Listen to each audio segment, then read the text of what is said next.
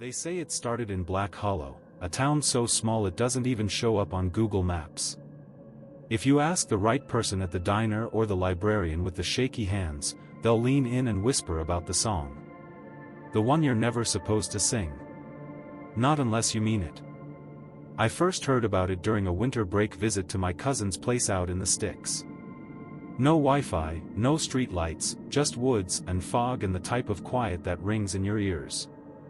We were sitting around his fireplace, me, him, and his weird neighbor, Lacey, who had this permanent 1,000-yard stare like she'd seen something she couldn't unsee. Lacey was the one who brought it up. Just dropped it in casual conversation like we were talking about weather. "Y'all ever heard about the Midnight Song?" she asked, her voice a dry whisper. "No," I said. "Is that a band?" She didn't laugh. Just stared into the fire. "You sing it at midnight. Just one verse. If you get the words right and hit the right notes, it comes. And it gives you a wish. But you gotta pay." "Pay how?" my cousin asked, more amused than alarmed. "That's the part nobody gets right," she muttered. "It's never what you think it'll be." The room went quiet after that. No one wanted to ask the next question, but I could see we were all thinking it. "Has anyone ever tried it?" She answered like she read our minds. "My sister did." "What happened to her?" I asked. Lacey turned slowly to look at me. "She got her wish." Then she pulled up her sleeve and showed us her arm. Deep scars, jagged like teeth marks, ran from her wrist to her elbow. And I paid for it. I couldn't sleep that night. Lacey's words circled in my head, tightening like a noose. The way she said, "It gives you a wish," wasn't some folklore recitation, it was a confession. Like she'd stood at the edge of something unfathomable and barely crawled back. Around 2 a.m., I found myself staring at the frost-covered window of my cousin's guest room.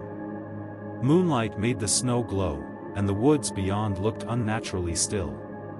I wasn't sure if it was curiosity or something else, but I found myself whispering into the dark, what did she wish for? No answer, of course.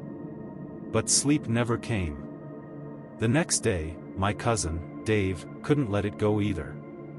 "It's just a song, man," he said over cereal. Probably some Appalachian urban legend crap. Still weird, though. "Yeah, but you wanna test it?" I blinked. "What?" "I dare you. Midnight tonight. Let's go to the old quarry. It's got the best echo. We'll sing the verse and prove it's all fake." "That's not," I started, but he was already grinning, full of cocky bravado. The kind only small towns and boredom can ferment. Lacey showed up later, uninvited, like she knew what we were planning. She didn't sit. Just hovered in the kitchen, eyes darting toward the window. "You're gonna sing it, aren't you?" she asked. We didn't answer. "Don't," she said. "You think the song comes with a little thunder and a puff of smoke.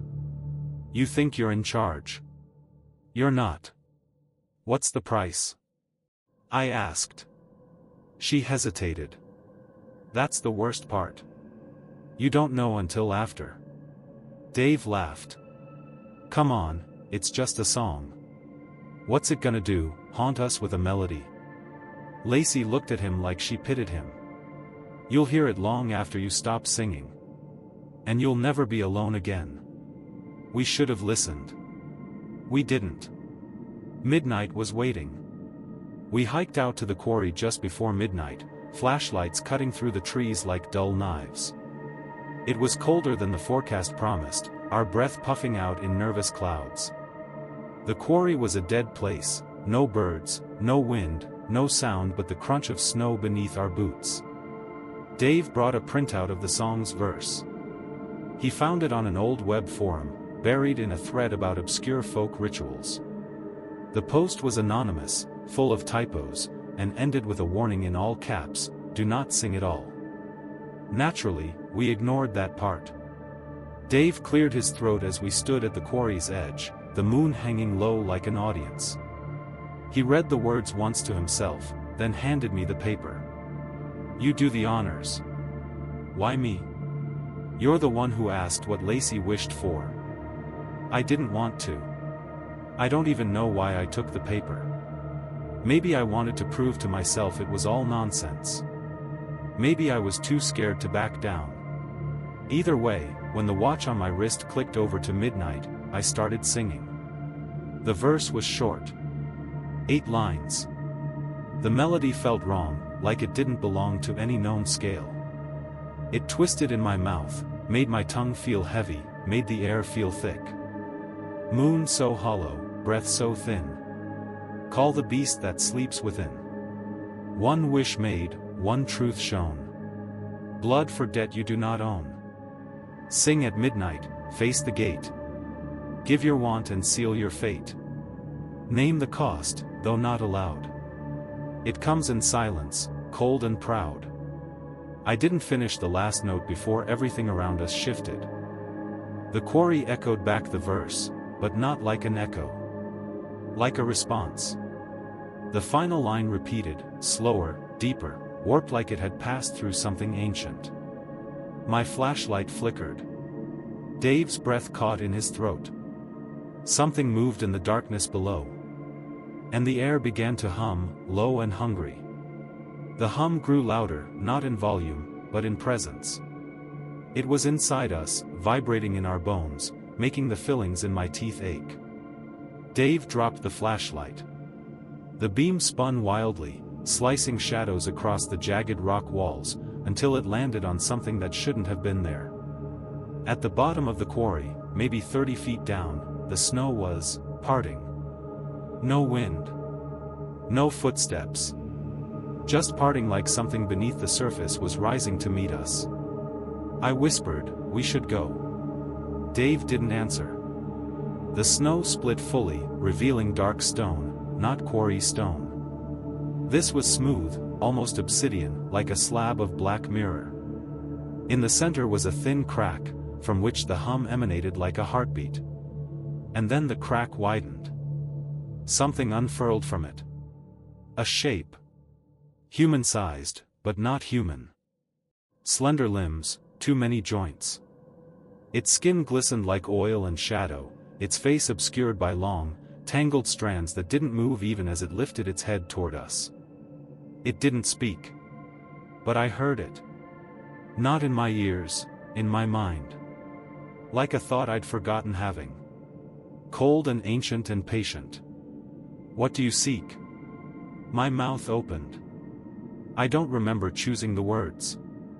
I didn't even mean to speak. But something deep inside me rose to the surface, an old ache I'd buried and never voiced aloud. "I want to see her again," I said. And just like that, the thing froze. Behind me, Dave screamed. I turned just in time to see him drop to his knees, clawing at his chest. He coughed violently, something black and thick dripping from his mouth. The sound it made when it hit the snow, it wasn't liquid. It was writhing. The creature in the quarry tilted its head. Slowly. Deliberately. As if considering. "Wish granted," the voice said. And then everything went black. I woke up in my cousin's truck. Engine idling, heater on full blast, snow steaming off the hood. My hands were trembling, the song still echoing in the hollows of my skull like a fever dream. Dave was in the driver's seat, staring straight ahead. "Dave?" I croaked. He didn't answer. "Dave. Hey." I reached out and touched his arm, and that's when I realized it wasn't trembling. It was twitching. Spasming, like something was crawling under his skin. He turned slowly to face me. His eyes were pitch black, not just the irises, everything. No white. No color. Just void. And he smiled. "I saw it," he said, his voice raw. "I saw what you wished for. What happened to you?" He didn't blink. "It's in me. You paid for it with my door. It needed someone to carry the echo back.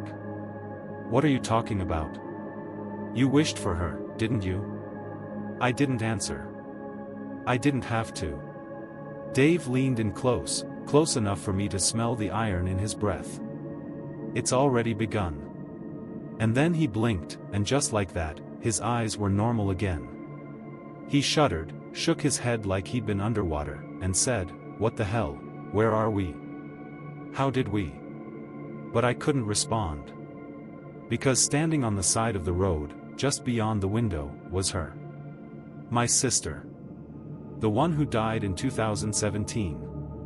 She looked exactly the same hoodie, same matted hair, same way she used to chew her bottom lip when she was nervous. But her eyes, they weren't quite right. She raised her hand. Not in a wave.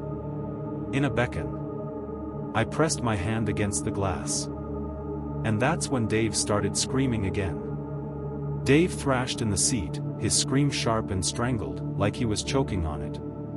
His fingers dug into the dashboard so hard I heard something crack, not in the plastic, in his hand. His veins were pulsing black beneath his skin, like ink flooding his bloodstream. Outside the truck, my sister smiled. Not a warm smile. Not a familiar one. This smile was wide and too still. Like she didn't remember how. Or like something wearing her face was trying to mimic what a smile should look like. She mouthed something. I leaned closer to the glass. It was my name. Then she pointed. To the rearview mirror. I turned, slowly, dread dragging my spine cold. In the mirror, I saw the back seat. And in the back seat, I saw myself. Eyes closed. Pale. Lips slightly parted like I'd fallen asleep. Or died. I spun around. The seat was empty. But in that moment of disorientation, Dave's screaming stopped. Just, cut off. Like someone flipped a switch. I turned back to him. He was staring at me now. Not with fear. With calm. That horrible, vacant calm. You broke the rule, he said softly. I tried to speak, but something in my throat locked up. He leaned in closer. You didn't ask what she'd become. You just asked to see her again. And then he vomited. Not bile. Not blood. It was the paper. The verse. Soggy and blackened and torn at the edges, but still legible. The moment it hit the truck floor, I heard it again.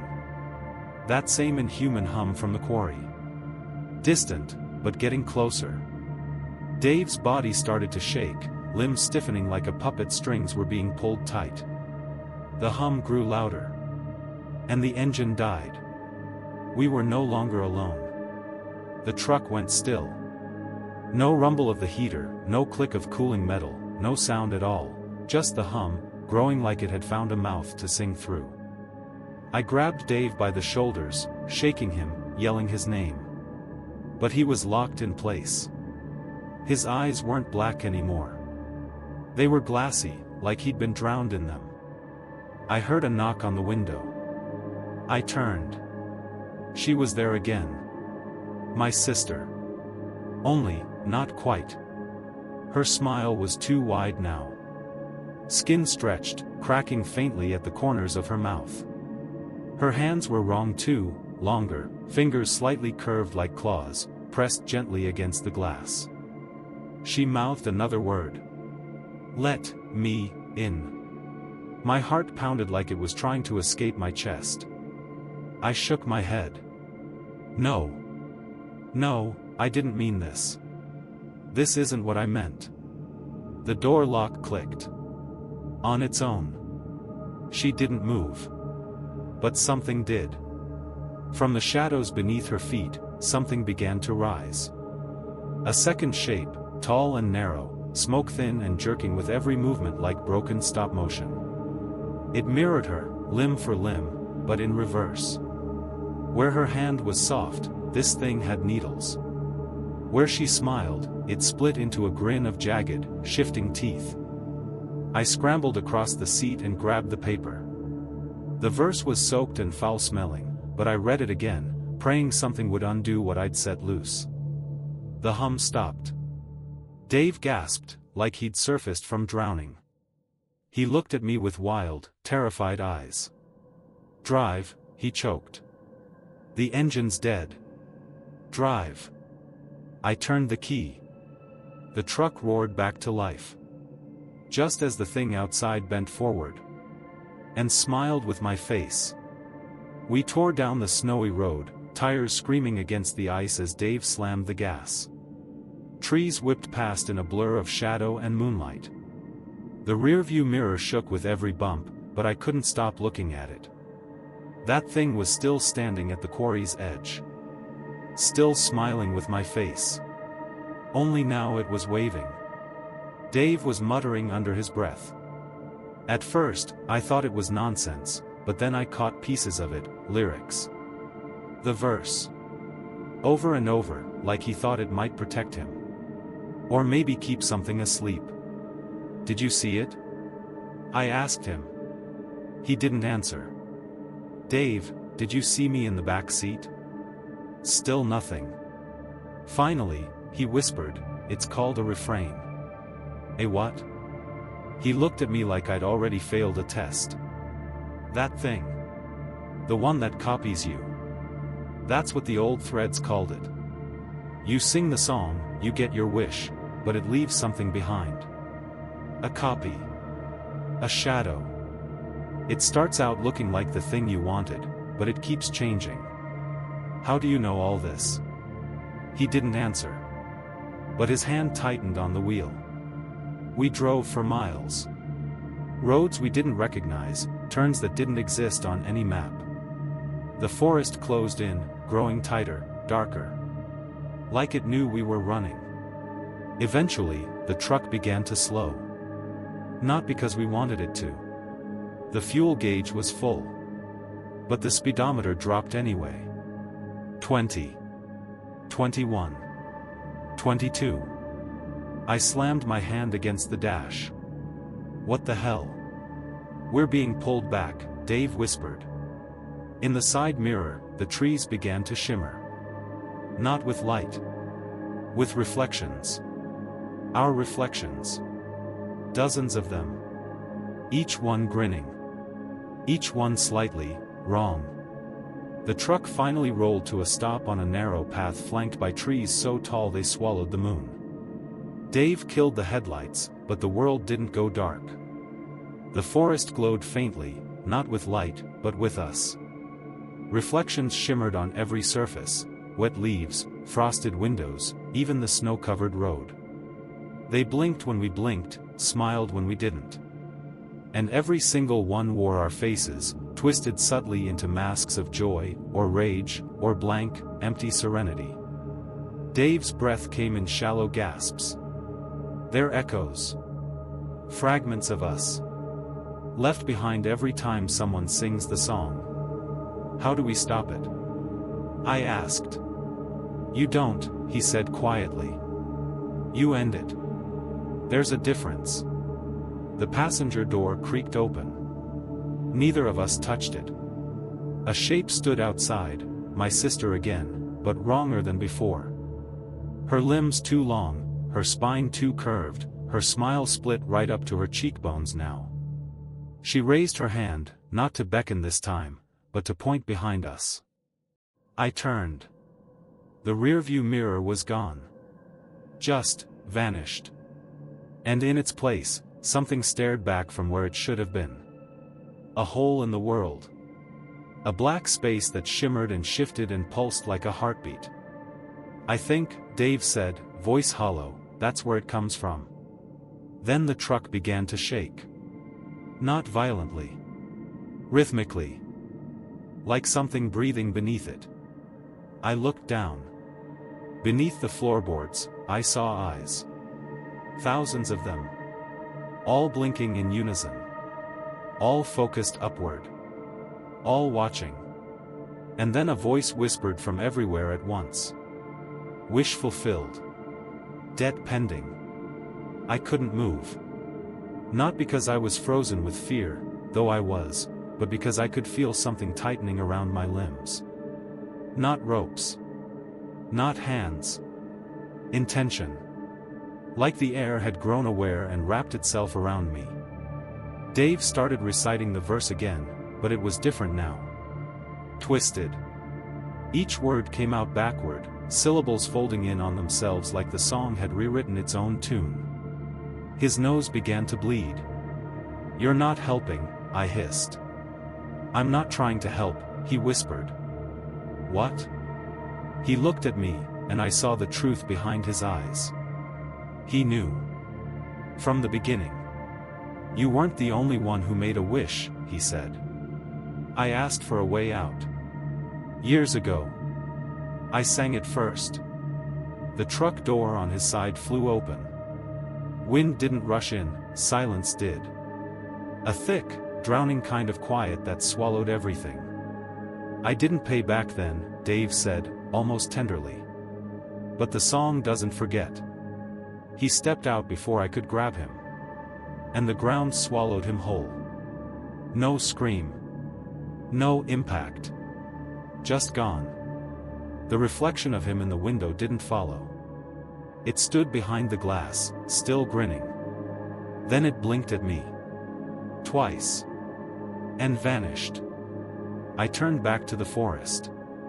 My sister, the thing wearing her face, was closer now. Almost touching distance. I could hear her breathing. "You asked for her," it rasped. "You didn't say what version. What do you want?" I whispered. Its head twitched. Cracked. Reformed. "You." And then, as the forest around us pulsed with mirrored laughter and the snow turned black beneath my feet, I realized the wish wasn't just granted. It was binding. I'd asked for her. Now I was hers. The thing that wore my sister's face reached out, and the air around her fingers shimmered like heat off pavement. Her hand didn't cast a shadow. In fact, neither did I. I backed into the truck, heart hammering so hard I could taste blood. The paper with the verse was still on the floor, soaked and ragged, but my eyes caught something new. A ninth line. Written in the same spidery script, like it had only just appeared. "Sing it backward, seal the gate. But lose the self you animate." It was a warning. Or a final choice. Either reverse the song, and shut the door behind me, or stay and become one of them. I looked up. The refrain had stopped moving. Watching me now. Like it knew I'd seen the line. Like it was waiting to see what I'd choose. And from the forest, they came. The other reflections. Dozens of me. Dozens of Dave. Some with mouths sewn shut, some without eyes, some with their heads turned the wrong way but still upright. All humming. The hum. The melody. The song. They were singing it backward. For me. Inviting me to join. I grabbed the verse and began to sing. Not in defiance. In resignation. The way someone prays before stepping into the sea. I sang it backward, syllables scraping the inside of my throat, notes souring into something ancient and raw. As I did, the refrain screamed, not from pain, but from hunger, like it knew the gate was closing. The shadows began to fold inward. The eyes beneath the truck blinked slower. The forest lights faded. But the last note. I couldn't finish it. My voice cracked. The refrain leapt. And everything went white. When the whiteness faded, I was alone. No truck. No forest. Just an endless white space like I'd fallen between moments in time. The verse was gone. My clothes were dry. Even my hands looked off. Too smooth. No scars. No calluses. I wasn't in my body. I looked down at my reflection in the empty floor. It was her. My sister's face stared back at me. I stumbled back, breath caught in my throat, but the reflection didn't mimic me. It stayed still, grinning, like it had been waiting its turn. "You didn't finish the song," it said in my voice. "Where am I?" I demanded. The reflection tilted its head. "Between the wish and the price. The last note decides which one you become."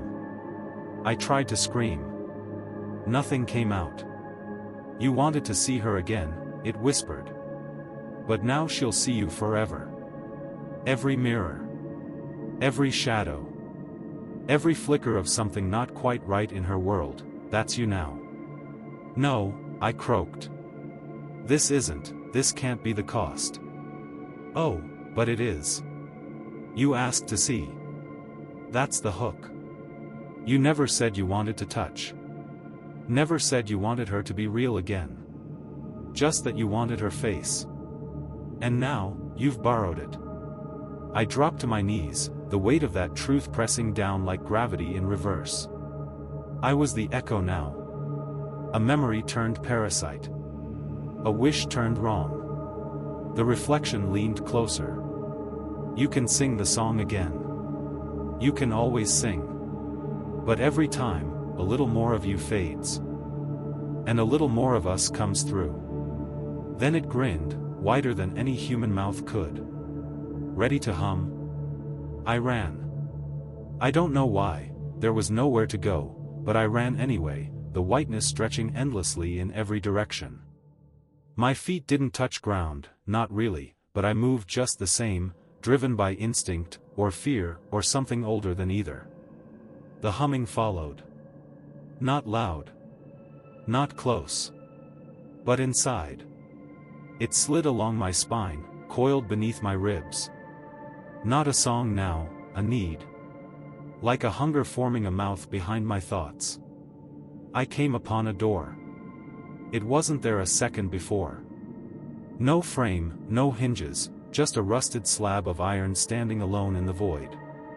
On its surface was an imprint. A handprint. Small.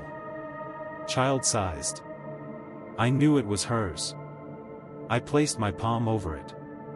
Warmth flooded me, not comfort, not love, but recognition. A deep, cellular knowing. Like touching a part of myself I'd never met. The door groaned open. And beyond it, darkness waited. Thick, slow-breathing darkness. Not empty. Expectant. The first thing I saw was a room. Familiar. Mine. From when I was 8. The wallpaper with the stars. The crack in the corner where water damage warped the ceiling. The nightlight that never worked properly. And in the center, my sister. Alive. Smiling. Playing with her stuffed rabbit. I stepped forward. 1 foot, then another. She didn't see me. But the shadows on the wall did. They turned slowly. Smiling. Faces like mine. Dozens. All humming. She looked up, sensing something. She stared right through me. Then, in the smallest voice, she whispered, "You found me." I wanted to speak. To cry. To tell her I was sorry. But I couldn't. Because I wasn't breathing anymore. I was watching. Just like they were. And then her shadow, the one that looked a little too tall, a little too wrong, tilted its head toward me and whispered. 2 notes left. I tried to move toward her, but my body didn't respond. Not the way it used to. I was something else now, half forgotten, half formed. Watching her from a place just beneath reality, like static behind a channel you can't quite tune. She kept playing, unaware of the shifting walls, of the shadows smiling down at her. The air trembled with restrained melody. I could feel the second note waiting behind my teeth. But I didn't want to sing it. Because I knew what would happen if I did. 1 note left after that. 1 note and I'd be gone. Not just dead, erased. Replaced. The refrain would wear my face forever. It would visit her at night. speak with my voice. Say the things I never said. And she'd believe it was me. That was the price. Not my soul, not my pain, but my place. I shook with the effort of staying still. Not humming. Not surrendering. The room flickered. The shadows hissed. The refrain stepped closer. You called us, it said, its voice like wind through broken teeth. You opened the song. You promised yourself. I didn't know. Knowing isn't required. Wanting is. The walls of the room peeled back, revealing the quarry again. Cold. Waiting. My sister still sat on the floor of that false memory, cradling her stuffed rabbit like it was the only anchor she had left. I took a breath. Or tried to. And the second note slipped out. A soft hum, low and mournful, like the world exhaling. My sister flinched. Looked up. And then, she smiled. Not the too wide grin of the refrains. Her smile. I remember that sound, she said. The quarry cracked. The sky above it split. And the refrain screamed, not in victory, in fear. The scream tore through the whiteness, through the quarry, through every warped version of me that watched from the trees and shadows. The refrains clutched their stolen faces, shrieking in that language of echoes and bone-deep regret. My sister stood. Still small. Still fragile. But unafraid. The rabbit fell from her hands. I remember that sound, she said again, louder now. You used to hum it when I had nightmares. She looked up at me, not at the refrain wearing my shape.